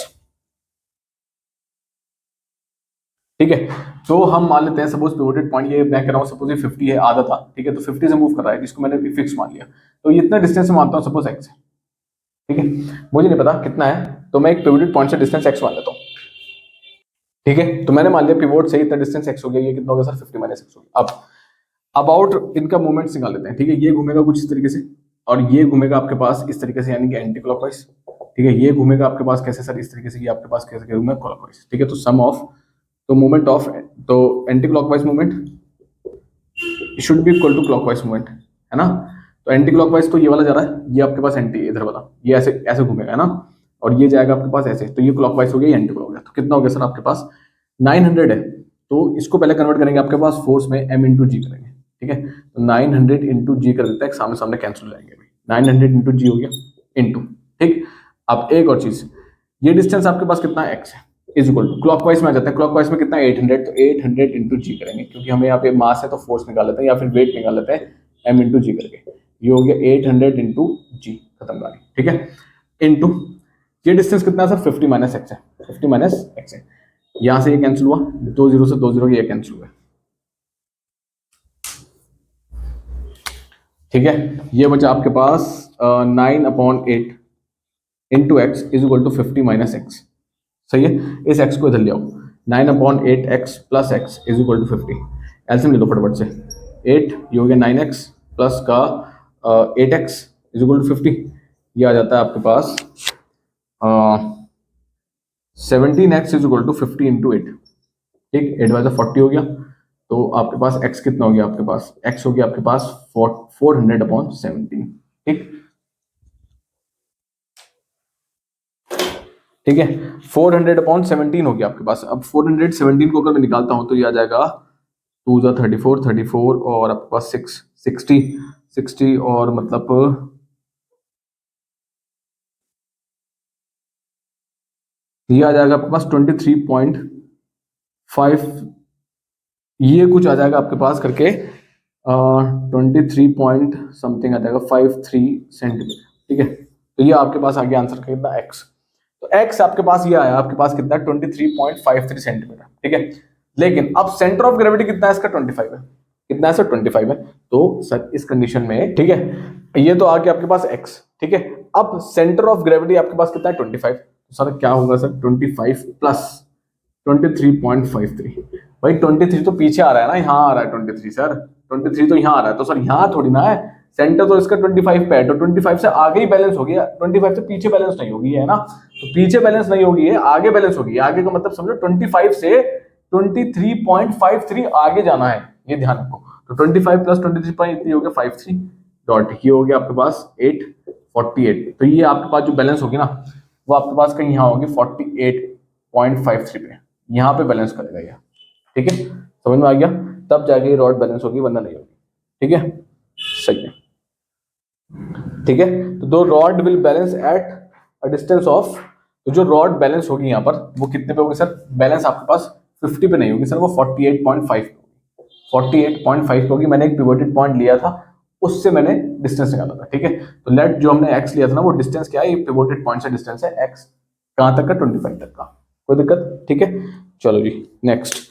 अच्छा क्वेश्चन है, क्वेश्चन नंबर 60 देखते हैं फटाफट से। क्वेश्चन नंबर 60, एक डायग्राम गिवन आपके पास, दो यहाँ पे स्विचेस लगे हुए हैं S1 और S2। ये आपके पास 60 ओम है और ये आपके पास 20 ओम है और ये आपके पास 5 वोल्ट है। ठीक है, अब पूछता क्या है देखो, in the above circuit diagram calculate the power consumed in the circuit when the switch S1 is closed and S2 is open। ठीक है, वो कह रहा है जब स्विच S1 आपके पास क्लोज्ड है और S2 ओपन है, सॉरी ठीक है, S1 क्लोज्ड है और S2 ओपन है। तो सर S1 क्लोज का मतलब S1 क्लोज हो गया, यहाँ से ये क्लोज हो गया, बिल्कुल हो गया। तो सर करंट फ्लो करेगा? मैंने कहा हाँ बिल्कुल करंट करेगा यहाँ पर, ये तो अभी भी ओपन है, तो करंट यहाँ से जाएगा कहाँ? I1 यहाँ जाएगा और I2 यहाँ जाएगा। ठीक है, अब करंट ये तो ओपन है तो करंट यहाँ मारेगा, मतलब नहीं यहाँ आएगा आपके पास। ठीक है, अब ये दोनों कैसे हैं एक दूसरे से? सर ये दोनों आपके पास सीरीज में लगे हुए हैं। सॉरी सॉरी सॉरी, एक सेकंड भाई, ये तो ठीक है साहब। ठीक है, तो यहाँ I1 चले गए, यहाँ I2 चले गए, है ना? उसके बाद ये वापस दोनों यहाँ पे आ गए और ये वापस वापस आई गया। ठीक है, दोनों इसमें गए। सबसे पहले इक्विवेलेंट रेजिस्टेंस निकाल लो उसका। क्या हो गया सर आपके पास? इक्विवेलेंट रेजिस्टेंस 1/इक्विवेलेंट आरपी निकाल लेते हैं। कितना हो गया? 1/R1 प्लस 1/R2 मान लेते हैं। ठीक है, 1/R1 को मैं 60 लेता हूँ, इसको लेता हूँ 1/20। तो ये कितना आ जाएगा आपके पास? ठीक है, तो एलसीएम आपके पास आ जाएगा कितना? 60। तो ये हो जाएगा आपके पास 1 प्लस ये हो जाएगा आपके पास 3। ठीक है, 1/RP चल रहा है, तो 1/RP कितना हो जाएगा बेटे? 4/60 हो जाएगा और ये कैंसिल हो गया आपके पास कितना सर? 15 टाइम्स। ठीक है, तो आरपी की वैल्यू कितनी आ गई? 15 ओम। कितनी आ गई? 15 ओम। ठीक है, अब आपको निकालना क्या है? आपको पावर कंज्यूम चाहिए, है ना? तो पावर कंज्यूम का फॉर्मूला क्या है सर? P equal to V square upon R, क्योंकि हमें V गिवन है यहाँ पे और कुछ गिवन है और हमारे पास R है। आरपी हो गया आपके पास, V कितना आपके पास? 5 × 5 अपॉन R आपके पास कितना है? 15। तो ये हो गया 15, ये कैंसिल आपके पास 3 टाइम्स, ये हो गया आपके पास 5/3। 5/3 वोट आपके वॉट आपके पास क्या होगा? पावर जनरेट होगा। जब आपके पास क्या चीज है? जब आपके पास, मैं लिख देता हूं, जब आपके पास S1 आपके पास क्लोज है और S2 आपके पास ओपन है। ठीक है, उस कंडीशन में। अब सेकंड भी पूछ रहा है आपसे, क्या पूछ रहा है? When switch S2 is closed and S2 is closed। अब हमारे पास क्या है? S2 क्लोज है और S1 आपके पास क्या है? ओपन है। ठीक है, तो सर एक काम करते हैं ना, अभी सब हटा देते हैं फटाफट से, है ना? यहाँ से हटा दो बेटे इनको। अब यहाँ से ये ओपन है, ठीक है, बस ये वाला सेक्शन क्लोज है, ये क्लोज हो गया। तो जब करंट यहाँ तक आया सर, अब करंट यहाँ से आने का मतलब क्या होगा सर? करंट अब ऊपर तो जाएगा नहीं, करंट अब इस तरीके से जाएगा, करंट अब इस तरीके से जाएगा यहाँ से। ध्यान रखो मेरा, एक मैं तो मार्कर चेंज कर लेता हूँ।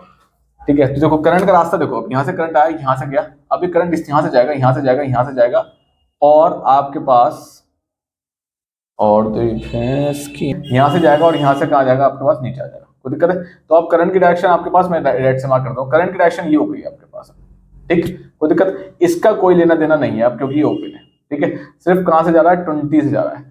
तो आपके इस कंडीशन में रेजिस्टेंस कितना हो जाता है? 20 ओम। तो P equal to V square upon R। V कितना है? V तो अभी भी 5 ही रहेगा, 5 × 5 अपॉन R कितना हो जाएगा? 20। ये क्या? 4 टाइम्स, ये हो गया 5/4 वॉट। कोई प्रॉब्लम है? कोई भी दिक्कत है दोनों में? समझ में आ गया? ठीक है, ये है आपके पास क्वेश्चन 60 क्वेश्चन है आपके पास। ठीक, पार्ट 2 में ICSC class 10th physics competency based questions part 2। ठीक है, पार्ट 3 भी हम रिलीज कर देंगे, कल या परसों में रिलीज कर देंगे। ठीक है, तो प्रैक्टिस दिस क्वेश्चंस। ठीक है, आपको समझ में आएगा कि आईसीएससी क्वेश्चन पूछने कैसे वाला है। सही है, चलो फिर पढ़ते रहो, आगे बढ़ते रहो। And yes, you can help me with joining the channel membership, monthly channel membership. whatever you like to thank me then you can just join me। और आप नहीं भी कर रहे हैं तो आप लाइक करें, शेयर करें उसको, वो भी मेरे लिए बहुत है। ठीक है, चलिए फिर मिलते हैं नेक्स्ट सेशन में। अभी के लिए आगे बढ़ते रहो,